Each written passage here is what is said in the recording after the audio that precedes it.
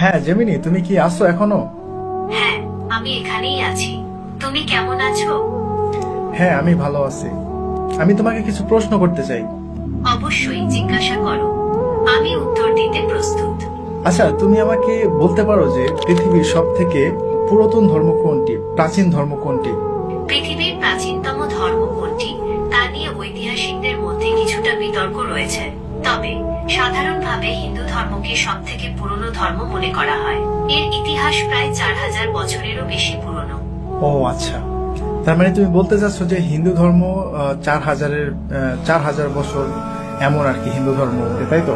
হ্যাঁ, মোটামুটি 4000 বছর আগে এই ধর্মের উৎপত্তি। আচ্ছা, তাহলে এখন বলো যে ইসলাম ধর্ম কত পুরনো, ইসলাম ধর্মের বয়স কত?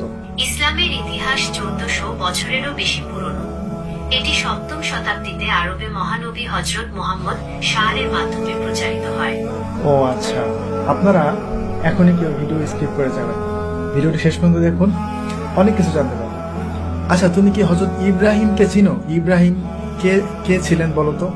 ইব্রাহিম ছিলেন একজন নবী এবং রাসূল। তিনি ইসলাম, খ্রিস্টান এবং ইহুদি ধর্মে একজন গুরুত্বপূর্ণ ব্যক্তিত্ব। মুসলিমরা তাকে আল্লাহর একজন প্রিয় বান্দা এবং ইসলামের একজন গুরুত্বপূর্ণ নবী মনে করে। আচ্ছা, তাহলে আমাকে বলো হযরত ইব্রাহিম থেকে এখন পর্যন্ত এই সময়টা কত সময়? হযরত ইব্রাহিম থেকে বর্তমান সময় পর্যন্ত প্রায় 4000 বছর। আচ্ছা, তাহলে হযরত নূহকে তুমি চিনো? হযরত নূহকে? হ্যাঁ, হযরত নূহ ছিলেন একজন নবী এবং রাসূল। তিনি আল্লাহর আদেশে একটি বিশাল নৌকা তৈরি করেছিলেন এবং সেই নৌকায় বিভিন্ন প্রাণী ও মানুষকে বাঁচিয়েছিলেন। হযরত নূহ এর সময়কালে মহাপ্লাবন হয়েছিল, যা ইতিহাসে একটি গুরুত্বপূর্ণ ঘটনা। আচ্ছা, তুমি আমাকে আরেকটি বিষয় বলো যে পৃথিবীতে মূর্তি পূজা কবে থেকে শুরু হয়েছে? পৃথিবীতে মূর্তি পূজা ঠিক কবে থেকে শুরু হয়েছে তা স্পষ্ট করে বলা কঠিন।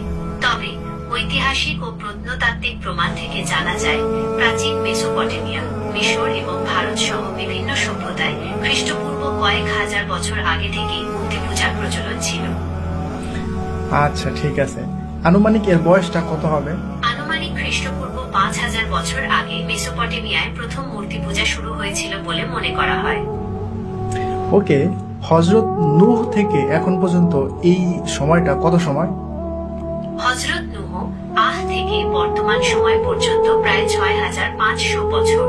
ওকে, তাহলে এখন ইসলামে হাদিস রয়েছে হযরত নূহ আলাইহিস সালামের সময়ে মূর্তি পূজা শুরু হয়েছিল।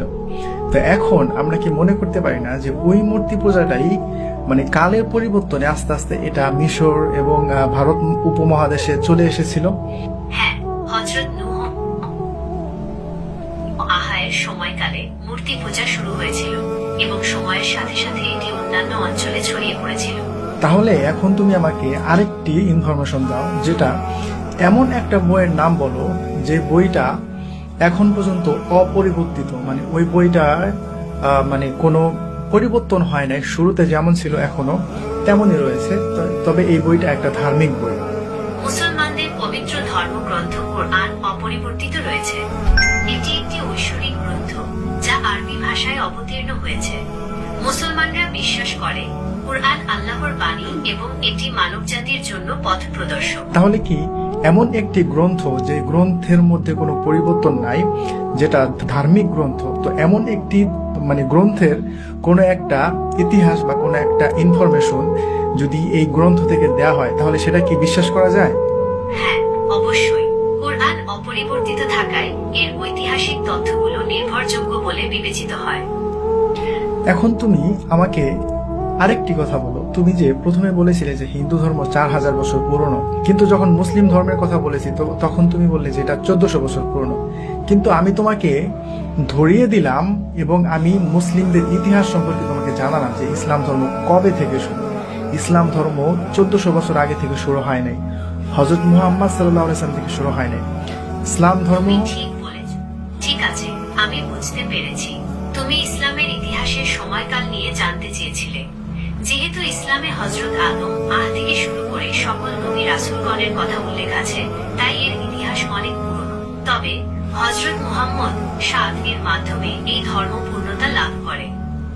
হ্যাঁ, এটা বলা যায় যে হযরত মুহাম্মদ সাল্লাল্লাহু আলাইহি সাল্লামের হাত ধরে ইসলাম ধর্মের যে পূর্ণতা সেটা লাভ করে, কারণ হযরত মুহাম্মদ সাল্লাল্লাহু আলাইহি সাল্লামের পরে আর কোনো নবী আসবে না এবং এখানে ইসলাম সম্পূর্ণ করে দেওয়া হয়েছে। তবে ইসলামের শুরুটা হচ্ছে হযরত আদম থেকে, নূহ, ইব্রাহিম, তারপরে হযরত মুহাম্মদ সাল্লাল্লাহু আলাইহি সাল্লাম, আর অনেক মাঝখানে অনেক নবী রাসূলগণ